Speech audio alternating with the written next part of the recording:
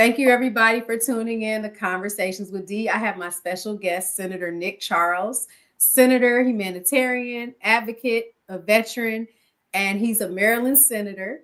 And he has 20 years of public service in the government, an advocate for family rights, awarded 2 Air Force Achievement Medals for distinguished military service, a Bachelor of Business Administration from University of District Columbia, UDC, and a father of two, a member of Omega Psi Phi Fraternity Incorporated. Sorry, I fumbled that, y'all.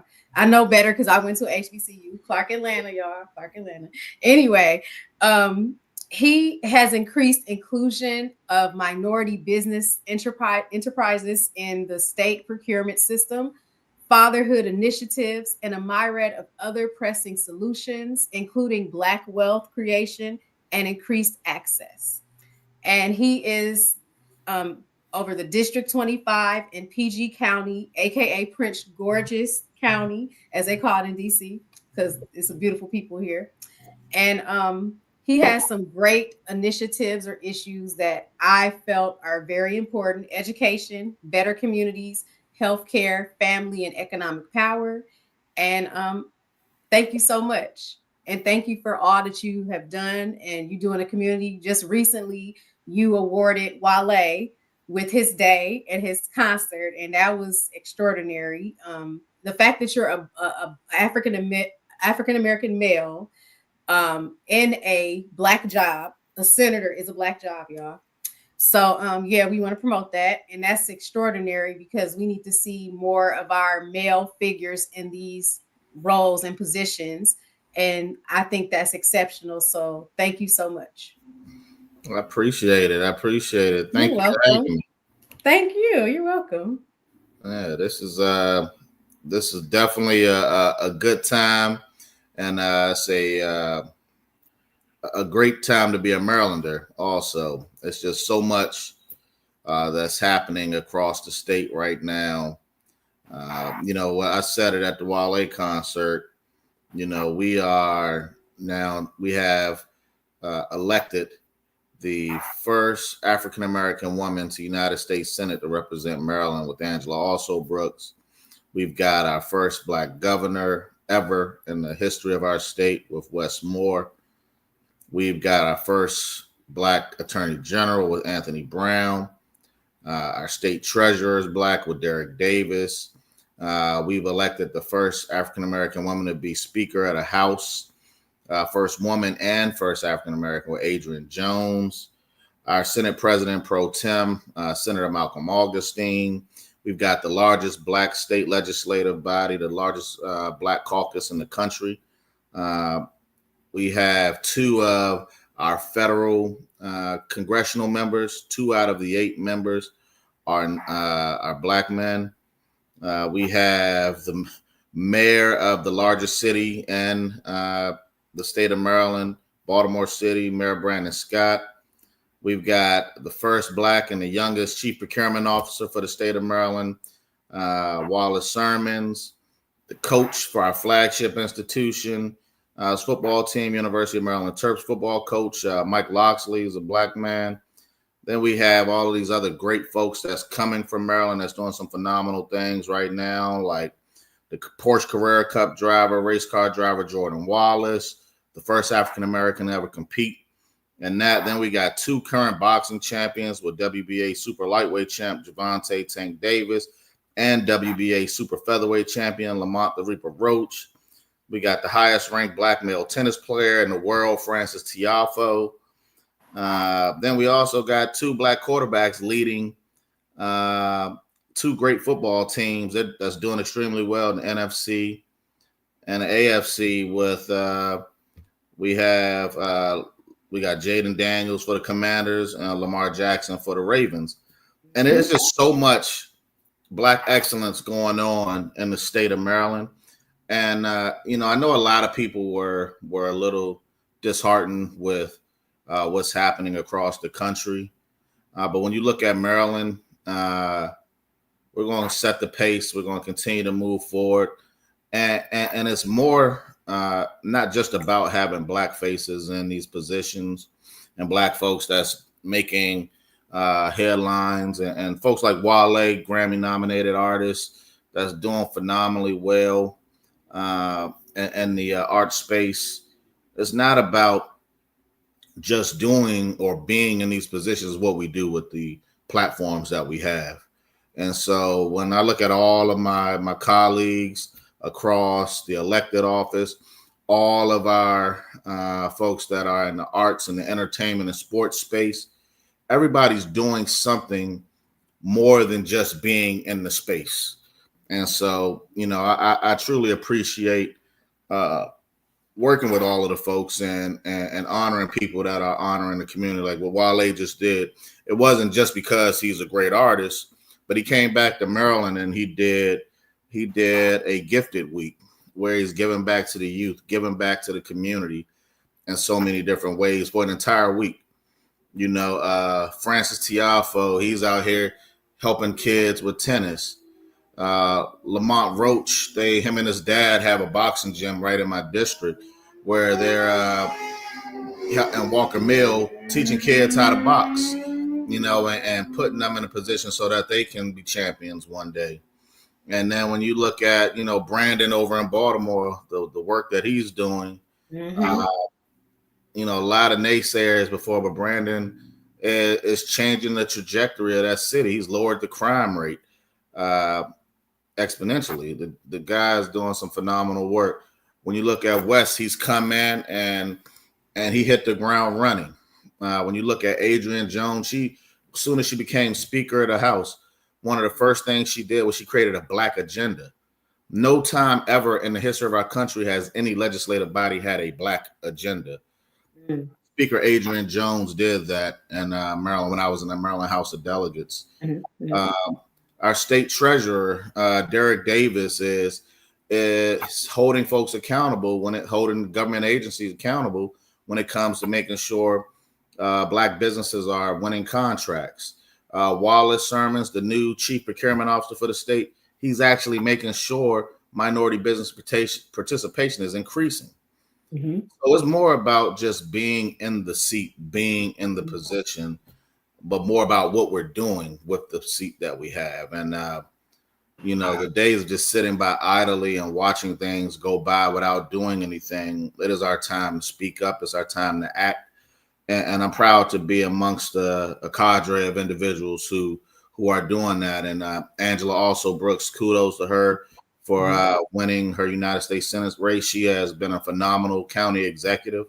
When I was chairman, before I went into the Senate, when I was chairman of the House delegation in the Maryland House of Delegates for Prince George's County, the amount of work that we were able to do, the amount of dollars we were able to secure for Prince George's County, the amount of investment we were able to get into the county, bringing a cancer center, rapidly increasing the amount of schools we're building across the county, to offset and improve the aging infrastructure of schools.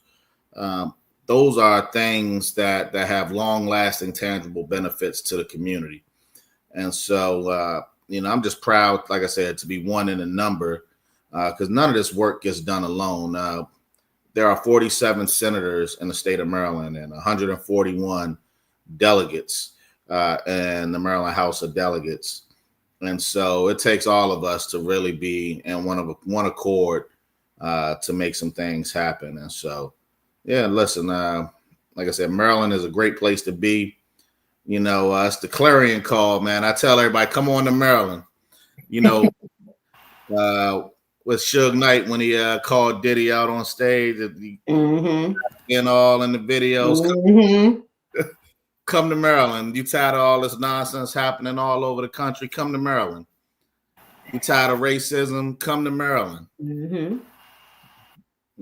So listen, I'm all about that. So, but yeah, let's go ahead and talk, man. I wanted to at least get that out. That was good. That was good. Maryland is the place to be. We need to bring folks over.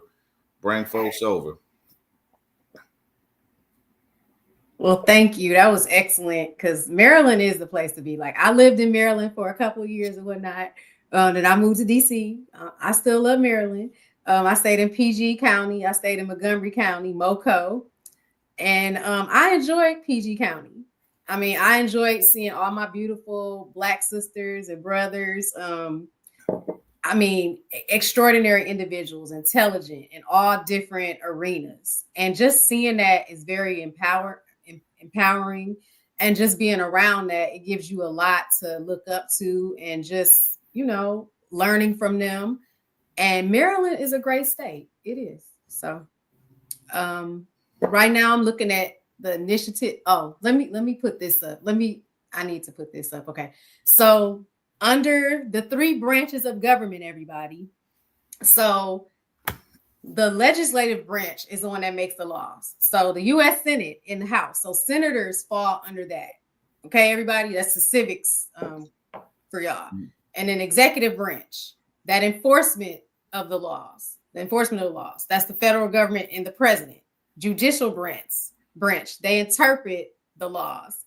And those are the Supreme Court justices and the federal courts. So that's just some food for thought. Yep. And because some people don't know that. So when you get upset at why something didn't happen, just know it was not the president's fault. It really takes voting in these elections, these other elections. You have to vote. And I'll chime in on that. That's something that I talk to folks quite often about. Like I just was speaking to some kids from this organization that my chapter, LGG chapter, and Manhood 101. It's a mentoring group that the chapter touches. And when I tell you these youngins are prepared and ready, they understand the levels of government. I went in trying to haze them up and quiz them and see where their minds were. And these kids are, I was breaking it down, from the federal government to the state government to the county governments to the local. And, we typically encapsulate the local government with counties and municipalities. And so, like you said, at the federal level, you got the president of the United States at the executive and the United States House of Representatives and United States Senate is your Congress, then the Supreme Court. Then at the state level, and you have the governor at the executive branch. Then you have the Maryland State Senate, which I serve in on our Senate side, and then we have the Maryland House of Delegates, which is our House side, so a bicameral chamber. And then you have the Maryland Supreme Court, which we just recently changed the name, and so that's how we operate at the state level. And then you go down to the county levels. And then you have, and shout out to my stepfather, Amir. What's going on, man? I see there are definitely some videos and social media encouraging folks to move here. Because it's a lot of greatness happening here. But at the county levels, you have your county executives and your county councils.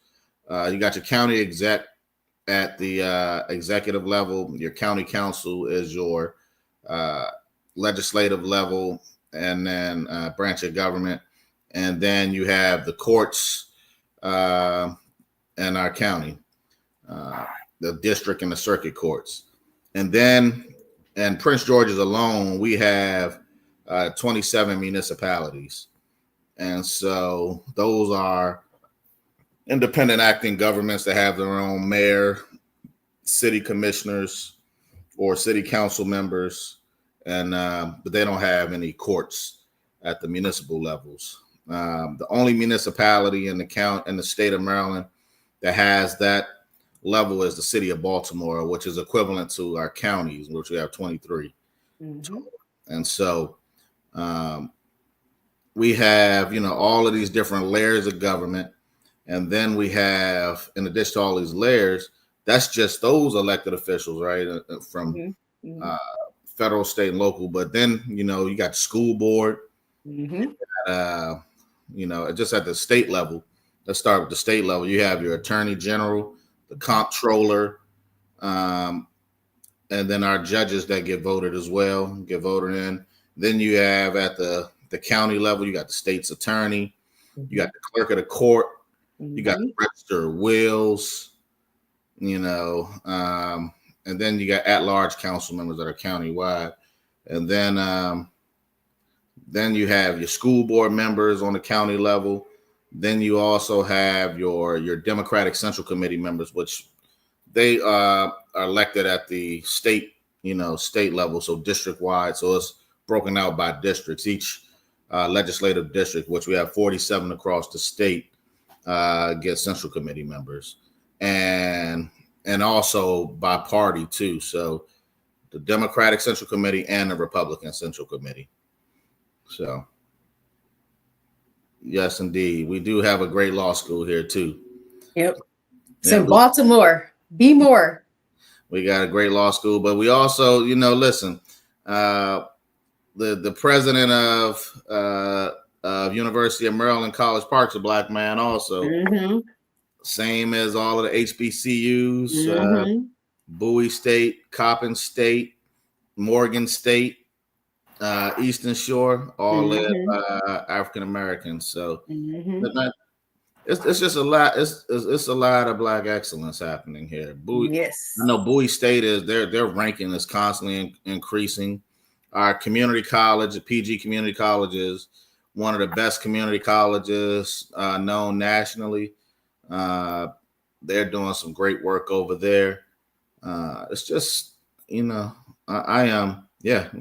Listen, there you go. We are one of the richest. We fall. Mm-hmm. We were beating everybody out. Then Charles County came in.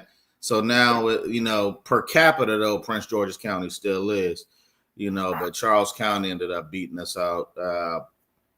And so between Charles and Prince George's, both in the state of Maryland, the two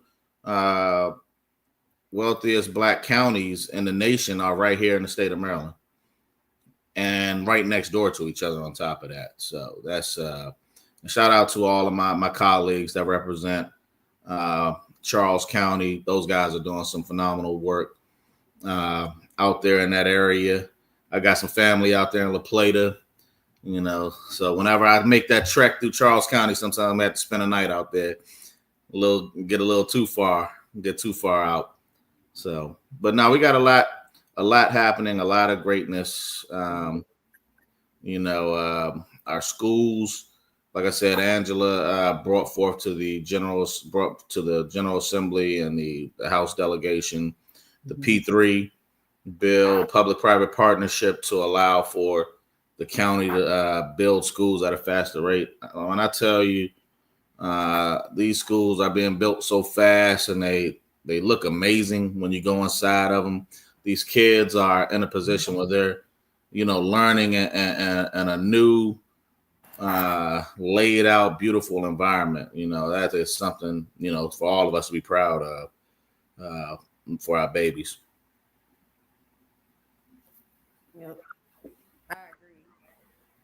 I had opportunity to teach at dual enrollment at, I want to say, what was the school by that golf place? That high school. I taught at that high school. Yeah, Oxon Hill. I think it's Oxon Hills. Yeah. And so I taught at PG Community College and also taught at UDC as a professor or whatnot. And I had a lot of extremely intelligent, students or whatnot. They were in high school and they really made my job just the best. I mean, they just did their work and just stellar individuals. Some of them were interning at NASA, so that's dope. So yeah, one of the beautiful parts of this area, and I hope that it continues through this administration. But one of the beautiful parts of this area is the ability. Like I had the ability. I started working for the federal government when I was 15 years old. mm-hmm. I started off at the Pentagon at 15, working in the accessions and separations office for the Air Force. And it kind of opened my eyes. My dad is a retired Army officer, but he was active duty at the time. Mm-hmm. So, and my mom had worked for the Navy. She was a Navy government employee.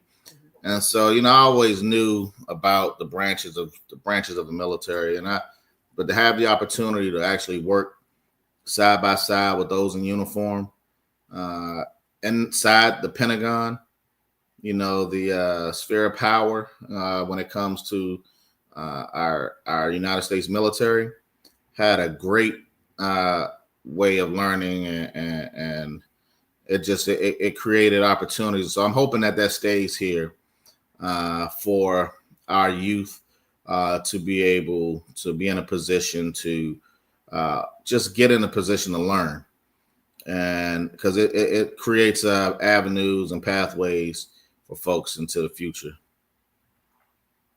Yes, it does. That's one thing I like about this area. Like you meet a lot of great people in all different avenues, like all walks of life. Like if you want to see a black attorney, like come to Maryland. If you've never seen a black attorney, people come to Maryland. If you've never seen a black doctor, come to Maryland or come to the DMV in general. And Black black judges. engineers, black senators, black congresspeople, black nurses, nurse practitioners, black educators, I mean, deans, all of that. You'll see it. People of color that are booming in their careers, that are doing things in the community. A lot of these people, they're not just, sitting in roles of, of their job. They're actually out here doing things in the community. They're actually being social change agents. They're actually inspiring youth. They're actually out there getting people to, get into colleges. They're doing a lot. They are very big on their humanitarianism efforts and advocacy towards different efforts. That's what I like about Maryland, like in the DMV area in general. Like I see that. So Yeah. One of the things too, I want your listeners mhm. to understand is when we start talking about always supporting candidates when they run, it goes deeper into just supporting them when they run. Understanding the policies that they're pushing forward, and that through in Maryland, from January through April, we're in session, in legislative session. And so that's when we pass the laws and we pass the budget for the state. It all has to be done by Sunny Die on in April. Mhm. And so it's a 90-day session. Starts the second week of January, and it ends 90 days from there. And so we'll be in session listening to thousands of pieces of legislation. How that process works is, like, for instance, if you have an idea, you bring that idea to a legislator on the House or the Senate side or both, and they introduce that bill. We work it and get the bill drafted up, uh, and you bring folks out to testify on that particular piece of legislation to get it passed, and then we'll get it through the House and the Senate, the subcommittees, and it goes to the floor and gets voted on. And then once it's voted on through the House and the Senate chambers, then it goes to the governor, gets signed into law. So whatever issues folks may feel passionate about, pay attention to what's happening in Annapolis, uh, because those are, we're the front line of defense when it comes to protecting democracy uh, for our citizens right here in the state. You want to see what your legislators are doing. And it's going to be a lot of bills moving forward this year. We also going to be really focused in on how what our budget looks like, not knowing and having the uncertainty of what's happening with our dollars based off of this new administration. And so, we don't know what to expect just yet. Once the new administration comes in office, um, I know you have mentioned Project 2025 Mhm. earlier, and I haven't had a chance to go through all of it, but there are some things in here that, which I hope is very true when they say that they are false narratives. So, Mhm. to try to quash the fears of uh, what people are saying. I'm hoping so, but only time will be able to tell. There is a poem that I love. It's called "The Sermons We See," Mhm. and it says, "I'd rather see a sermon than to hear one any day." And so, we'll see what happens. They say no, this isn't going to happen, or this is false. This is false. I'm in to prove it, to show me. Even though we're in Maryland, we need to start calling us the show me state too. Show me. I'd rather see it. So we really have to, because the implications of the impact on the state of Maryland could be grave if there are cuts to federal Mhm. funding to the states, federal programs Mhm. state utilizes. Uh, we, just last year during session, we lost one of our major key bridges in Baltimore, and the federal Mhm. came in, and a lot of that's being paid for by the federal government. Mhm. You know, so we need to make sure that's being taken care of. And then Mhm. we were supposed to have the FBI headquarters. Is that coming? We don't know. Mm. We don't know if the FBI headquarters is still going to come and be here.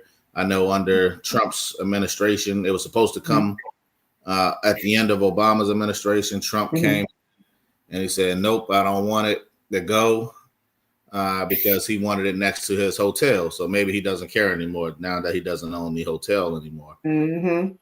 So we'll see uh, if he makes any movements to stop the transition of the FBI headquarters. So we've got some things to pay attention to, and then what happens. We don't know if this is going to happen, but I know I was supposed to speak with Mhm. the federal government union, their largest union, and Mhm. kind of hear from some of the folks who live in our communities and what's happening. And it's going to be hopefully there's no real movement of jobs to other states, which could have an impact Yeah. on our economy here, forcing a lot of our folks to move to other states. But that's been some of the statements. But Mhm. we'll see. But I know I've been doing a whole lot of talking, man. Ask me some questions, and we can go back and forth. Try Okay. to throw out things that I Okay. know we had talked about prior. Okay. Okay. So tell us about your issues. Like I know some of them are education and better communities, family rights, and healthcare, economic empowerment. Yeah, so we start with the education piece. I'm a product of Prince George's County public school system. My mom is a product of the public school system from the county. My grandmother is a product of the Prince George's County public school system, and my brothers, we all are part of it as well. And so, you know, a lot of our schools had aging infrastructure. My mom's high school, Potomac, aging infrastructure. My little brother's, my youngest brother graduated from Wise High School, which is one of our newer schools, not the newest, Mhm. but the newer schools in the county. I came out of Largo High School. They made some upgrades to it, but like I had to fight to get some money to go to get the football field because I had students that were running down the field. They just won a championship, Mhm. and but they about to break their leg because the field Mhm. wasn't handled properly. So I had to get some money to get Mhm. the field updated. So those are, we got to maintain the facilities that we have, and I appreciate Angela for making that one of her focuses as well. Mhm. Effectively, we all have to be on the same mission if we want to see change to our aging infrastructure. But we passed a extremely important piece of legislation in the General Assembly a few years back when it comes to education. And the main focus of the blueprint was to deal with teacher salaries, as you see right here, closing the achievement gap, making sure we have wraparound services for community schools, Mhm. uh, All of those things are critical and important to Mhm. make sure our kids have the necessities that they need. Um, I know as we look around, talk about real issues, mental health is one of those issues, and so the state thought it was not robbery to invest. So we invested over $150 million across the state into organizations that provide mental health services to each county. And so in Prince George's, I believe we got like $18 million to go towards organizations. And I believe they just awarded it to the organizations recently after we got it through the budget process last year. And so, we have to make sure you take care of the mind. You take care of the mind and the heart to follow. Um, those are things that we can do, and we've been focused on that. Some of the other bills, some of the other stuff that I focus in on when you talk about family, about families. The family law system has been broken for a long time, and it's pitted a lot of parents against each other, Mhm. and it has longer lasting implications on our community and on our families. And so, I sit on a board for an organization called Children's Rights Fund, which focuses on shared custody, shared. So both of these, so children have access to both of their parents on a consistent basis. One of the things that messes up a lot of communities is when these children feel left behind by one or both parents. And so when you have parents that want to be actively engaged, our Mhm. court system should not pit one parent against the other or allow petty differences between two parents interfere in what's the best interest of our kids, because these kids, when they don't have these parents, the outcomes become a lot different. They say that children that come from two parent households do far better than children that don't. And the children that, even if you don't have both parents in the household, if you have them living in separate houses, those children do just as well as those that come from two parent households. And so when you have parents that want to be engaged, but not just all parents, because we do realize you have some predators out there, you have abusers out there. And so we take all of those things into consideration, because nobody wants to put a child in a position where they are in an abusive household or they're in a predatory household. That is something that we totally want to make sure we protect our babies from. But when all of those things are out of the window, you don't have any of those negative issues. There should be no reason whatsoever why these children are not in a shared custody environment, unless if they have the schedule is crazy, they live too far apart from each other. But there's no reason whatsoever that shouldn't take place. And so, that's something I've been pushing that for years through the General Assembly.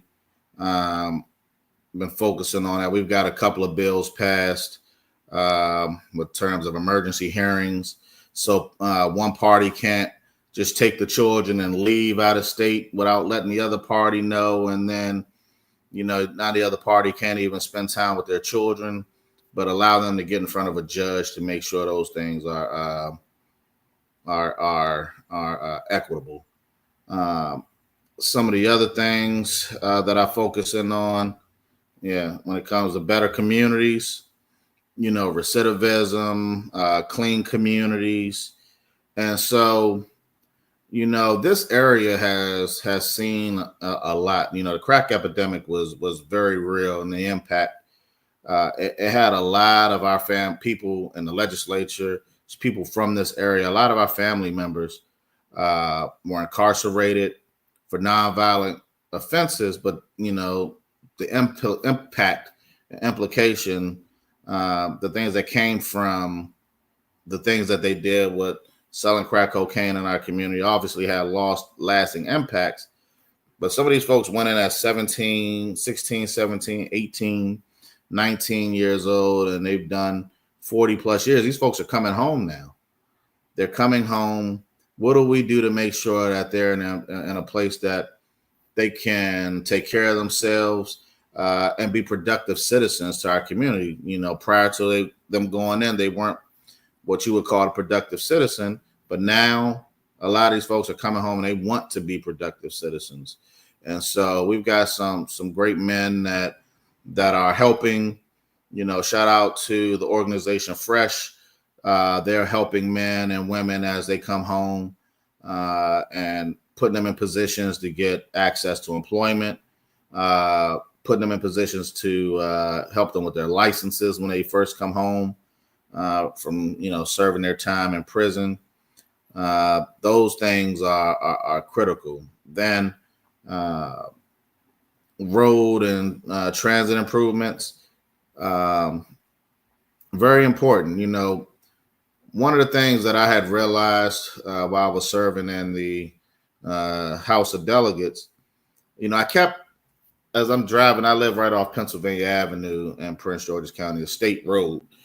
And as I'm driving down, I see trash and crap all over, overgrown grass, things in our community. And I kept asking MDOT, what's going on? What's happening? Why do we have all this trash? When is the schedule? When are you going to be picking this stuff up? When are you sending a truck out to cut this grass? Well, we don't have a set schedule. Why don't we have a set schedule? So I put a bill in to mandate a set schedule and to let the community know. And it didn't make the bill did not get passed. It was had some hurdles. Don't ask me how we had hurdles, because something that's simple to mandate a state agency shouldn't have had any type of hurdles when it's talking about accountability. But we were able to work with MDOT under the Moore administration and the Hogan administration. We didn't have much luck. We did not have much luck, but under the Moore administration, when he came in, the conversations with the new Secretary of Transportation, with the folks leading the district offices throughout representing Prince George's, the District 3 shop, we now have a statewide what is it called?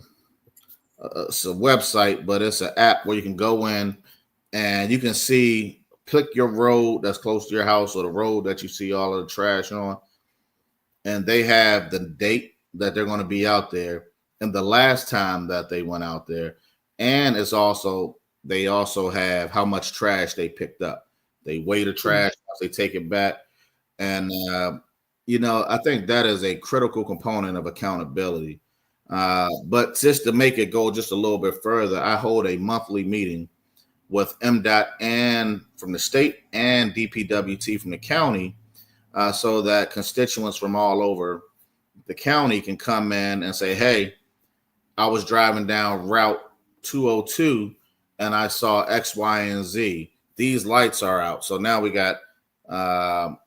have Pepco, we have DPWT or MDOT addressing those lights, whoever has control of those lights to fix it, or trash is over there, or there was dumping over here and there was this over there. We have all of the right people. I even got the police in the meetings as well, and the police they sit and address what happens if you see dumping taking place.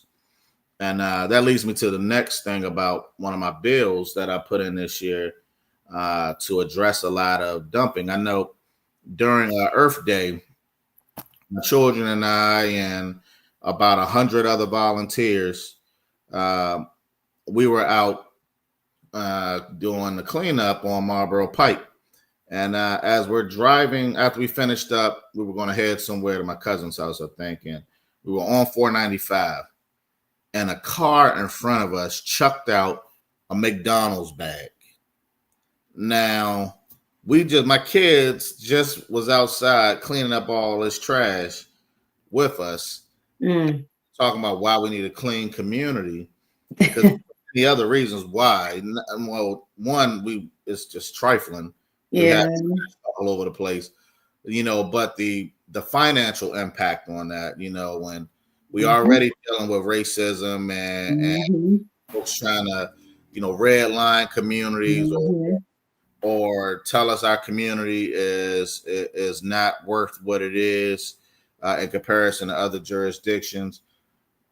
But when you got people disrespecting your community, and Mhm. there's nothing you can do about it. Like, you call the police, that car's already gone. You take a picture of their tag after they throw it. There's nothing that you can do to hold that person accountable. They chucked it out. It is what it is. And so one of the bills I putting in uh, is a bill. Like, if you have a GoPro camera or some type of camera in your car, and you capture you're in the camera, capture somebody throwing something out or littering, you can then submit that to the local jurisdiction, the local police department, and Mm. and they will then take review the video and send a fine to the person who owns the vehicle. So if you let your child drive the car and he has his 5 friends in the car and they're throwing crap out the window, you are responsible for that fine. And then now your child, you got to explain to your child why he can't have people riding in the car with him, because they're just throwing crap out of the vehicle. And it was that vehicle was caught littering in the community, and so I think the fine is like $1,000 for being caught dumping in a community, dumping on any of our roads. And so if you don't pay it, it goes to your registration, and so you won't be able to renew your vehicle until you pay that fine. But the benefit of that is the person who actually saw it and they submitted it, they will be able to share that fine with the county. So the county will get half, and then the person who submitted the video will get the other half. So my hope is that it will have a lot of our folks in the community understanding, like, hey, we know we got an issue. We know we got people that's throwing crap out the windows, that's trashing our communities. Some of these folks don't even live in our communities, but they're trashing our communities. Here's the fine, $1,000. And after about 10 people pay that fine, I think and people start talking about it the same way people talk about Virginia. Mhm. Most people say you can't even go to Virginia and break the law, so we do it over Mhm. here. People Mhm. going to Virginia to break the law, but for some reason they look at us as easy targets and easy prey to disrespect and trash our communities. So after a couple of people feel the burden of paying that fine, I know we have cameras uh, Mhm. all around. Like, the county puts cameras in other places. We've prosecuted folks for dumping tires. Like, there was a tire shop that put over 3,000, 5,000 tires, just dumped them uh, in the woods in our community. And they had a camera that captured them doing it. And yeah, he was prosecuted and had Mhm. to pay a hefty fine and clean all of it up.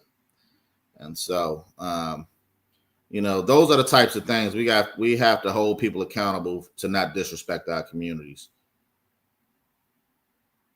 Oh yeah, That's why you don't see them too much. They were dumping them, like they were just throwing them in the water. Like, who does that? That's so. Ugh.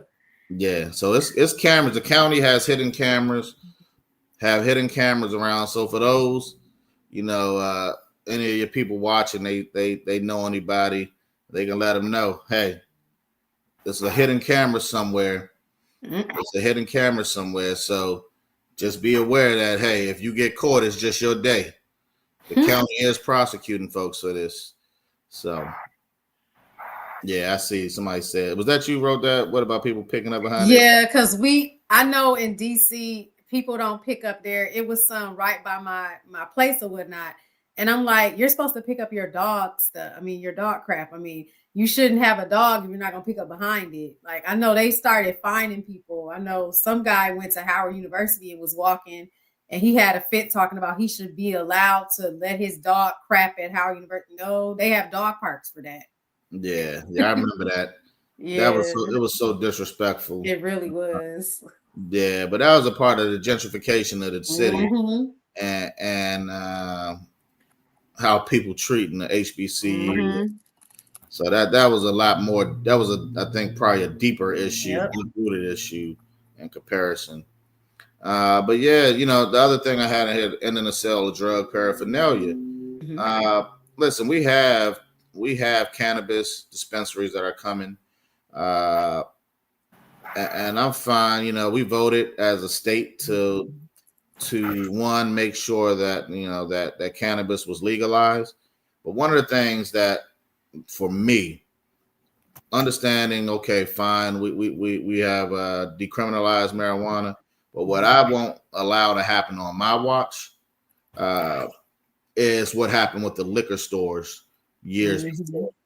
When you go into our communities in the black neighborhoods, anywhere in the country, where you see a majority of us, where you see a majority of Latinos, what you end up seeing is a liquor store on every single corner. How did that happen? Some people were asleep at the wheel.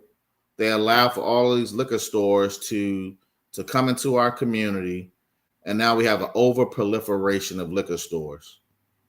And what I refuse to do is allow for us to have an over proliferation of this dispensaries in our communities, the same way the liquor stores are. And so I have some bills that I'm looking to submit to address the transfer of liquor licenses.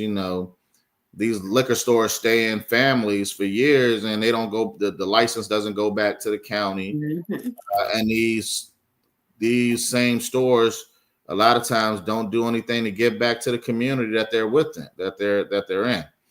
And then when you have not grocery stores, but you have these gas stations. You go to a gas station in Potomac, they don't got roll up. They don't have Philly blunts. They don't have all of these grinders for your weed, and they don't have the backwoods, any of that. But you come into our neighborhoods, inside of every gas station, they have that. It's disrespectful. And then they sell it from behind a bulletproof glass. You're scared to be in the community, so you're gonna hide behind a bulletproof glass, but you're gonna sell something that impacts our people. And so that to me is very disrespectful, and holding these stores accountable. Those things should be sold inside of the dispensaries.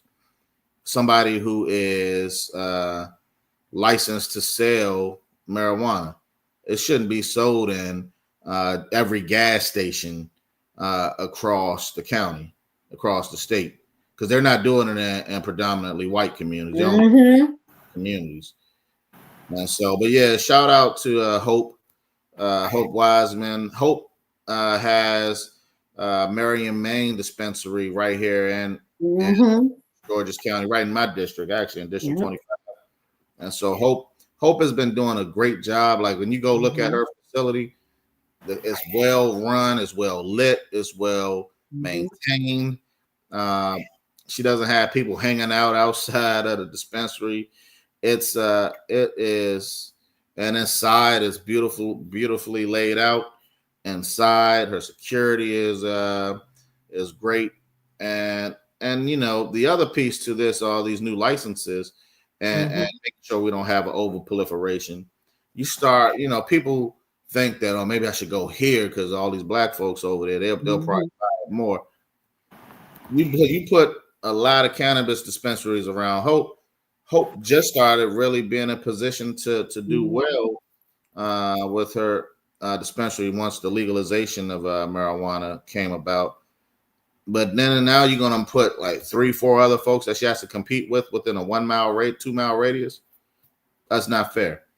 No. That's not fair for business at all. And like I said, that's one of my things. I want to make sure we protect our county from this over proliferation, and get that out the way. But yeah, so those are some of the issues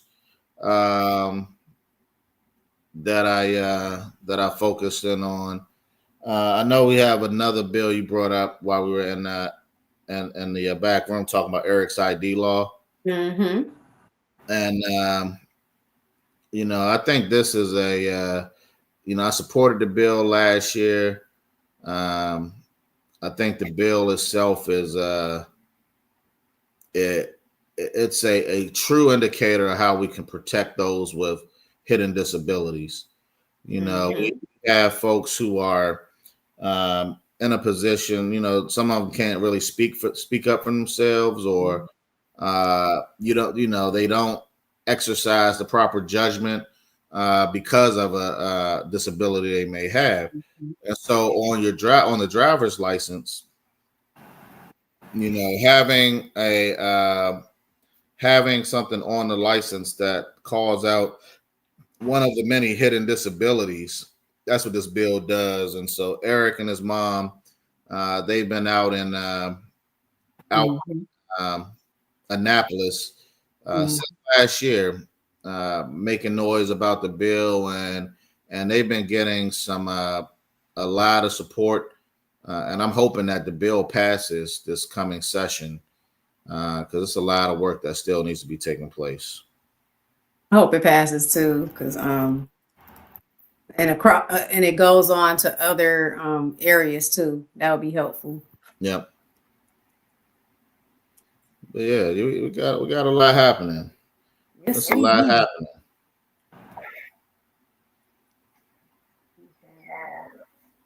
You have anything else you want to add? No, that's that. Listen, I think I talked for about 50 minutes. About 40 minutes straight on this. Yeah, while we back on that drug paraphernalia bill, it's probably Mhm. those out there that have mixed judgment and appreciation or Mhm. care for this particular issue. Mhm. Mhm. But I will tell you, you know, one of the most important things about being a legislator, you have to know how to read. Mhm. Read through these bills before you co-sponsor. You have to read through these bills to see what the impact is. There's a bill that comes in every single year, uh, and it was put in under the guise of protecting folks from the spread of HIV and protecting folks from overdosing, which we know there's been a huge overdose. Mhm. Opioids. Yeah. Opioids. We know, and Mhm. we realize that is a major issue. But there was a bill that came out each single year, my freshman year, and I was livid once I Mhm. understood exactly what the bill was. Mhm. I Mhm. said, okay, there are going to be these locations. It's going to be 3 in urban areas, 3 in suburban Mhm. areas, 3 Mhm. in Mhm. rural Mhm. areas across the Mhm. state. Mhm. And so, like a total of 9 of these facilities, Mhm. or two, it was 2 or 3, I can't remember the exact number, per area. And Mhm. Mhm. Mhm. it was going to allow for these drug usage sites. So you can go there. They'll give you, and I understand needle exchanges. Like I support needle exchanges, right? So people, if they're out there, like give them. It's like handing out condoms. You can't stop people from doing what they're going to do. If you hand out a needle, somebody they at least got a clean needle. But having this a facility in our communities that not only hand out um, needles. I asked them in a some of these major supporters of this bill in a hearing. I asked them. I said, I know Baltimore City has a huge heroin issue over the years. The Washington D.C. suburbs, has had a major issue with crack cocaine. Mhm. Plan to give free crack pipes out to folks at this facility for those who smoke crack cocaine. And these folks say, yeah, we're going to give out free crack pipes, free snort tubes. And if, uh, some of these folks, I don't know, some of these people understood what happened and, to our communities. And, I've had multiple uncles and aunts strung out on crack cocaine, and the impact that it's had on my family. And we just handing out crack pipes like it's nothing. They're handing out crack pipes.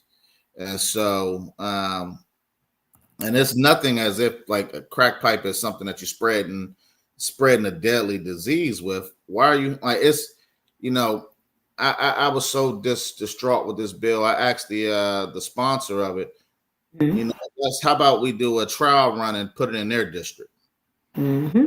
put it down the street from your house, and let's see how well it does. Because this is what happens that we're already facing in a lot of the inner beltway communities. Uh, our homes are undervalued. When you look at the Maryland State Department of Assessment and Taxation guidebook of how they assess properties with to let you know what your property is worth. They say the closer your home is to an urban center, with DC being the largest urban center, the more valuable your land is. The closer you are to water, the more valuable your land is. But when you look at Capitol Heights, when you look at Suitland, when you look at Forestville, and you look at the value of our property in comparison to other communities, and you see that our property isn't valued like that. And the only difference is you got a lot of black folks living in these communities, and with the level of investment, you have some businesses not want to come over there, but our property still should be valued at a higher rate. Being that if that's the SDAT guidebooks assessment, it should be valued at a lot higher rate. And so um, you add something like this where we already are being our homes are already being undervalued. You add a legalized crack house in somebody's community. Mm-hmm. It's not going to be in somebody's neighborhood. It's going to be has to be in a commercial area. Okay, you put this right in the middle of somebody's where the grocery next to the grocery store. Put it next to the grocery store. What happens now? You out at the grocery store. You out there with your children, and somebody high as hell walking outside of this facility because it's not a hotel where they spending the night. They walk out the facility high as hell, or they waiting for their next fix, and they knocking you upside your head to get access to the drug. And so we got that's a bill. Like I fight that bill every single year. Every single year I fight it, and because it is an attack on the black community. Every time that bill comes forward, it's an attack on the black community, and that's how I feel. And I'll fight that until I leave the General Assembly. And even after I leave the General Assembly, I'll come back just to fight that bill. So, but Yeah, it's a lot. yeah, It's a lot in the community. It's just too much going on. Rather, the things that go on.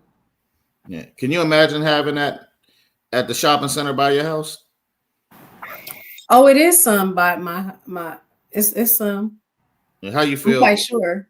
How, How do I feel about that? I feel very upset, and I live in Northeast. mm-hmm. You know where. Don't be trying to follow me, y'all. I would just say, you know where Heckinger is. Oh yeah, Hack and Jamal. Mm-hmm. Yeah. Yeah. Yeah. So I used to stay in Northwest off of Georgia Avenue, and it was hot over there. Yeah, what we need to be doing is putting more money and resources into Mm-hmm. helping folks beat the habit. Mm-hmm. More treatment facilities, not a place where folks Agreed. can go get high. That's crazy. They And keep you, building these REIs. Like that's my issue here. Like stop building the REIs. They build a REI. I don't know if it's still open, but they much rather build a REI instead of housing homeless people. And they could have used that to help them out, but they built a REI. We did not need a REI. And for those who don't know what REI is, one of those, one of the camping stores. Yeah, we didn't need one, but we need to do better. That's what I'm gonna say on that note. We need to do better, and hopefully, I don't know how things are gonna go with our well, I don't know if she's running, but yeah, the mayor of DC, who knows? But I know our congressman, Eleanor Norton, she's amazing, congresswoman. So yeah, Yeah. so shout out to her. But let me pull up my screen because I said I was gonna do something. So hold on, let me see. Okay. Oh God. So what can I say about this? I can go off of what I know.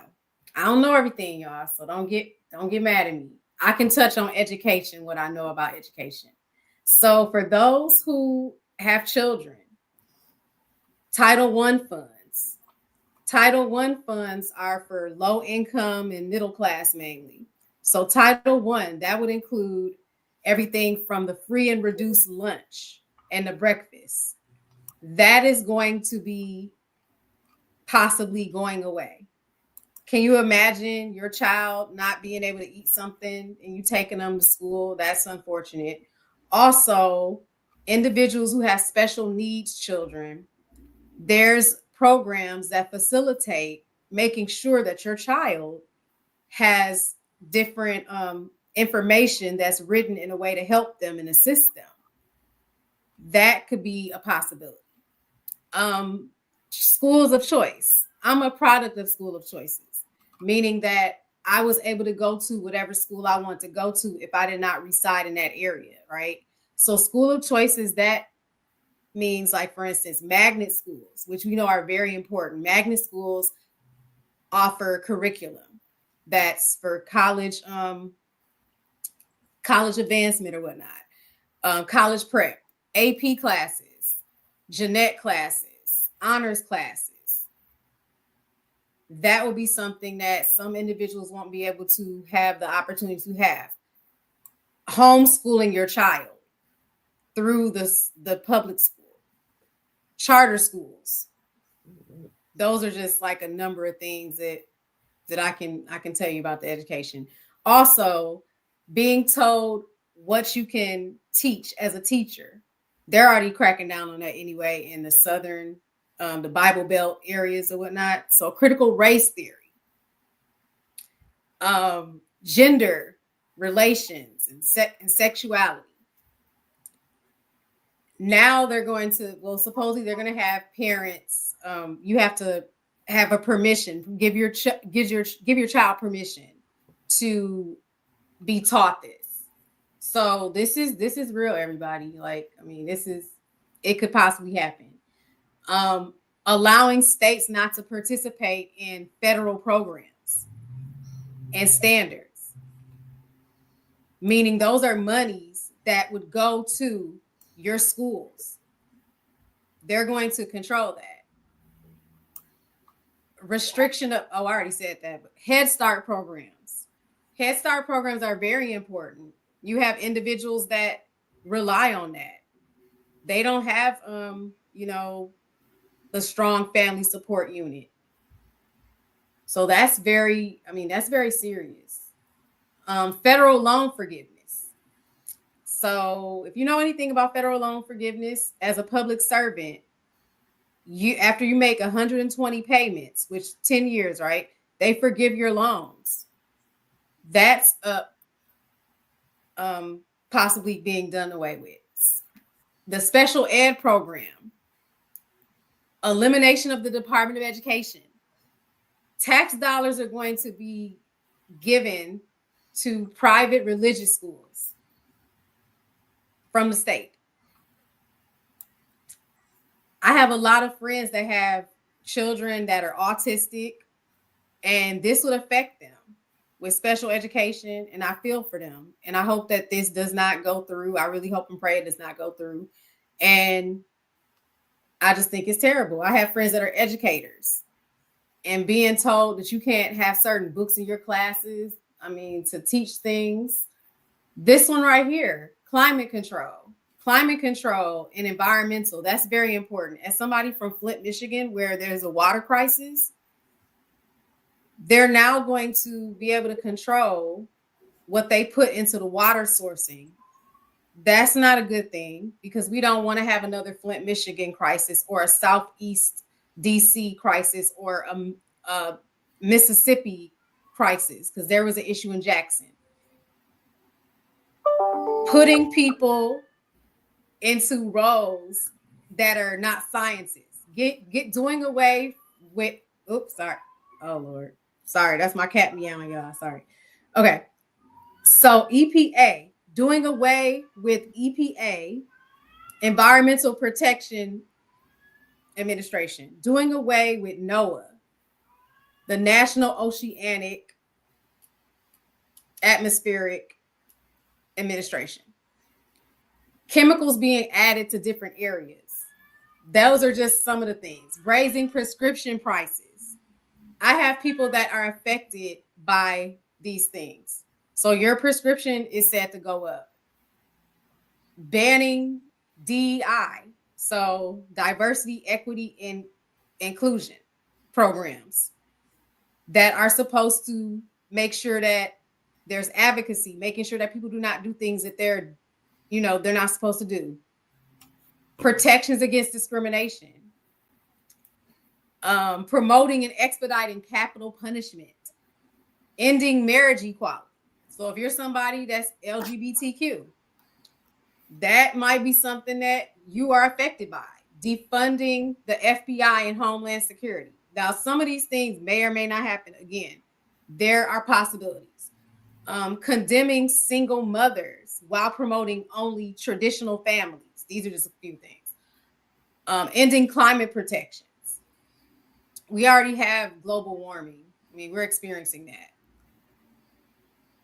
Higher taxes for the working class. That's a problem for me because I work extremely hard and I don't want to have to pay a whole bunch of taxes. I'm already paying a whole bunch of taxes right now. So those are big. Health, Medicare and Medicaid, reproductive and abortion rights, elimination of insurance paying for Plan B, expensive prescription, which I said, defunding parenthood, denial of gender affirming care for transgender, prohibiting Medicare from negotiation of prices. So now you're going to be in a situation where you don't have cheaper prices, affordable prices for your health, for your prescriptions. These are things that affect us tremendously. Not being able to get an abortion if you were raped. And I have to say the word raped because I cannot use the R word. So raped. Not being able to exercise your rights. I mean, it's a lot of stuff with this. Social Security, cutting that. Deportation. That's the first thing that's said to happen when he gets in office, of undocumented individuals. Doing away with programs that protect individuals that are from protected groups. So now that's going to be an issue, possibly.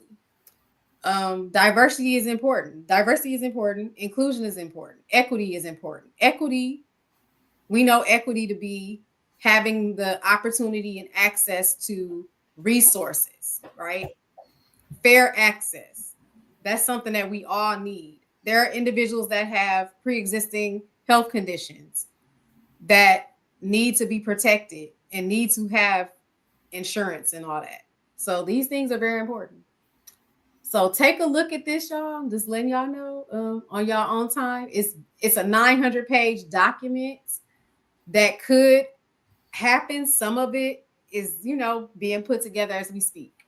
But these are important things. And, when you go out to vote, we can't tell you who to vote for, but you should be voting for, your rights and voting for things that affect you. I know when I vote with the mindset of this. If something were to ever happen, I want to have opportunities to be able to pull myself back up, as well as if something was to happen to my parents, my friends, stuff like that. I would like those to be present.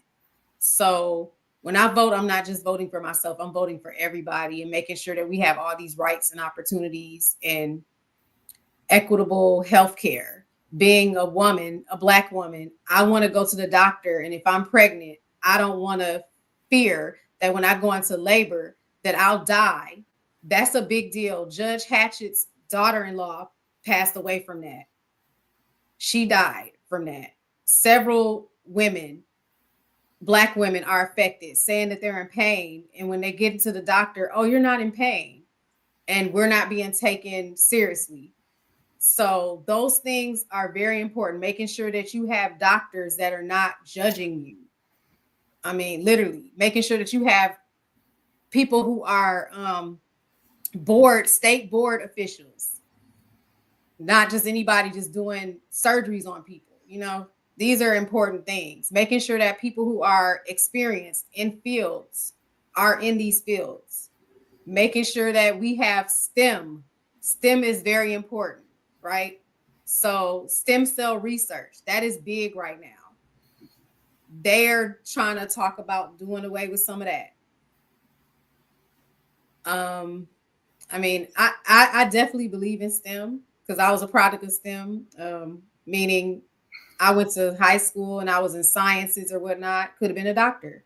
So I believe in STEM and I promote STEM. So I don't want that being done away with. But you can cut me off at any time. Oh no, listen, it's a lot of issues, lot of things to address in there.